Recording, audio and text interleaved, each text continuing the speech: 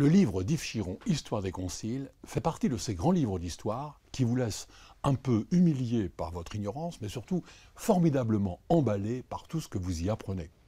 Ce livre tombe à pic au moment où on célèbre à raison Vatican II, en disant quelquefois le concile.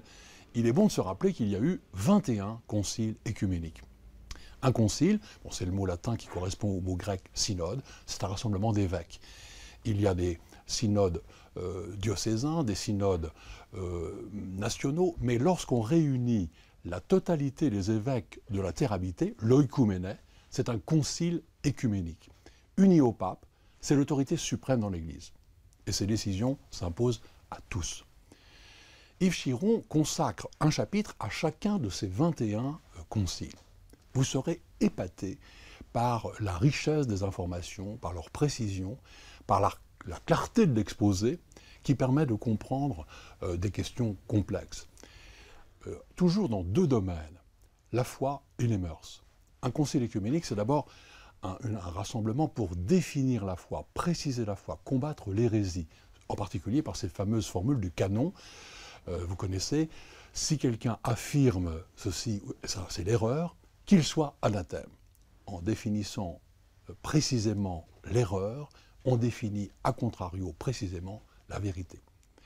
Mais on s'intéresse aussi aux mœurs des chrétiens, en particulier du clergé, mais pas seulement. Par exemple, est-ce qu'il est légitime de prêter de l'argent à intérêt? Est-il légitime de laisser construire des minarets en terre chrétienne? 1312, Concile de Vienne. Alors, on connaît bien, au moins comme référence, les quatre grands conciles du début, Nicée, Constantinople, Éphèse, Chalcédoine, qui sont le socle commun d'ailleurs des catholiques orthodoxes et protestants, qui ont défini la foi au Christ, qui ont défini en fait notre credo.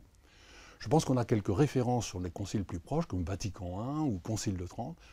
Mais savez-vous par exemple qu'en 1215, le concile de Latran IV a eu une importance aussi grande pour le Moyen-Âge que le Concile de Trente pour les temps modernes ou Vatican II pour nous.